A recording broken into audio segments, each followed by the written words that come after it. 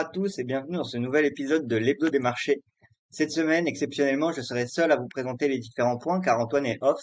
Il est en vacances, donc n'hésitez pas à lui envoyer des messages, hein. Il se marie, donc si vous voulez lui envoyer des félicitations, c'est le moment. Mais sinon, on va continuer à parler des différents points qui sont passés en bourse, hein. On a encore eu une bonne semaine sur les marchés financiers. On a eu notamment une inflation en baisse. On a eu aussi Ripple qui est en train de gagner son procès aux États-Unis, donc qui s'apprécie de plus de 60% justement à la suite de cette nouvelle. On va y revenir un peu plus tard. Avant qu'on commence à entrer dans les différents points qu'on va évoquer aujourd'hui, n'hésitez pas à liker ce podcast et à nous suivre sur les réseaux, hein. On essaye de partager de plus en plus de contenu en ce moment avec toute l'entreprise eToro.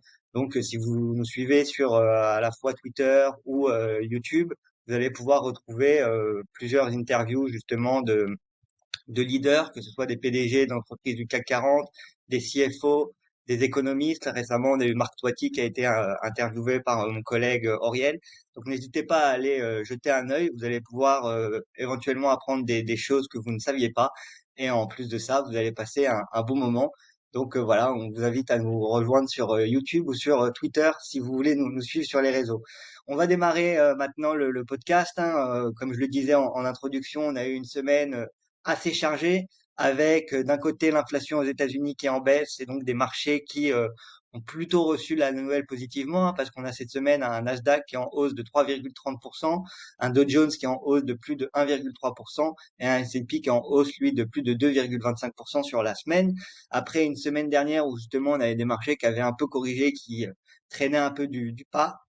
Là, justement, les bonnes nouvelles de l'inflation ont permis au marché de se reprendre et donc à toutes les entreprises presque de repartir à la hausse. Alors, qu'est-ce qu'il faut retenir de l'inflation, hein? Donc déjà, elle est en baisse, c'est plutôt positive. Ça a été plutôt bien accueilli par les marchés.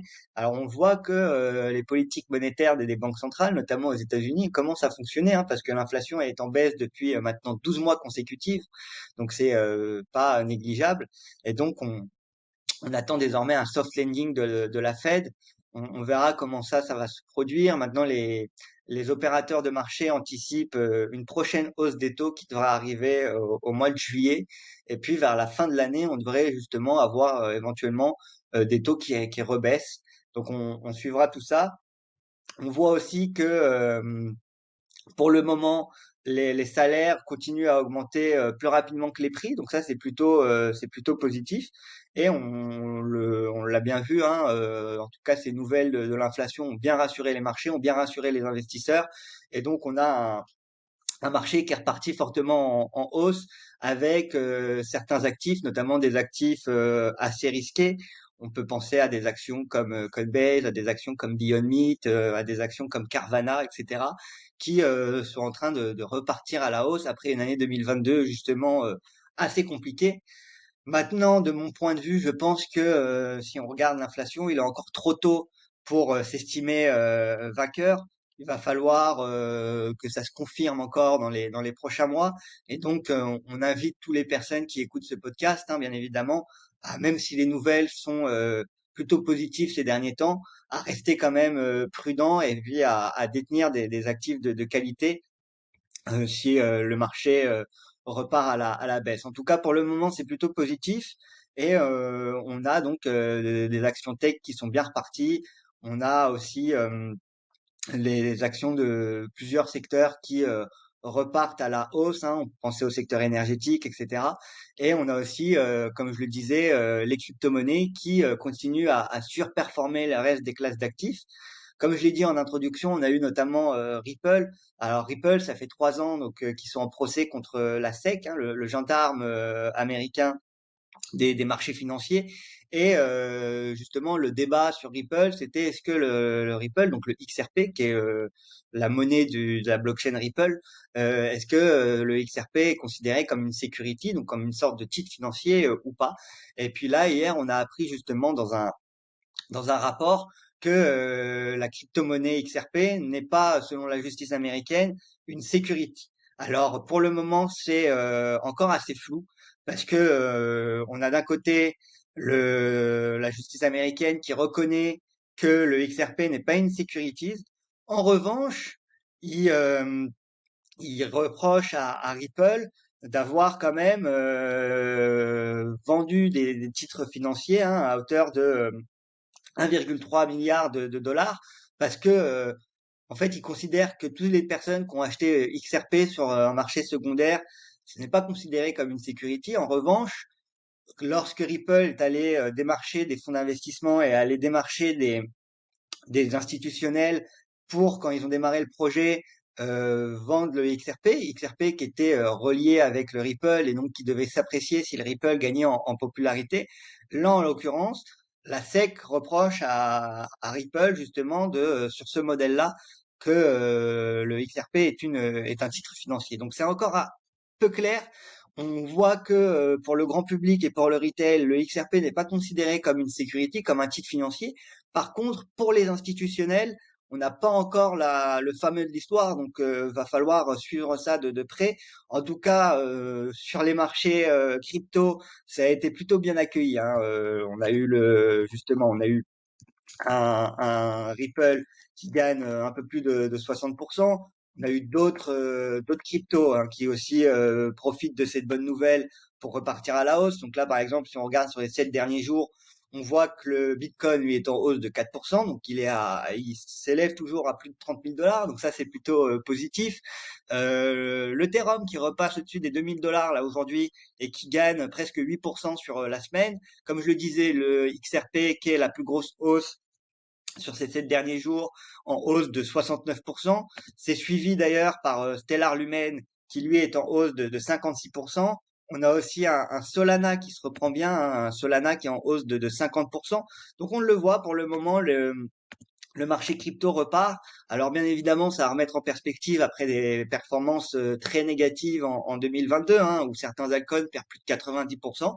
En tout cas, là, on le voit, le marché commence à reprendre de la couleur et c'est plutôt positif, donc ce sera à suivre. Et enfin, le troisième point de ce podcast, hein, ça sera un peu plus court qu'en temps normal parce que je suis tout seul, donc on va éviter d'être trop long. Et puis, on est en plus le week-end du 14 juillet, donc je suppose que la majorité d'entre vous sera peut-être en vacances ou en week-end prolongé.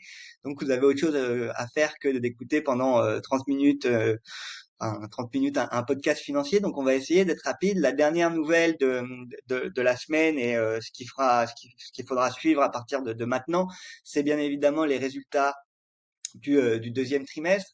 On va avoir, alors on va commencer aujourd'hui avec plusieurs sociétés financières qui vont publier, notamment JP Morgan, Wells Fargo, BlackRock, Citigroup, qui vont commencer, hein, comme chaque saison de résultats, c'est les entreprises financières, les banques qui ouvrent le bal, si je puis dire.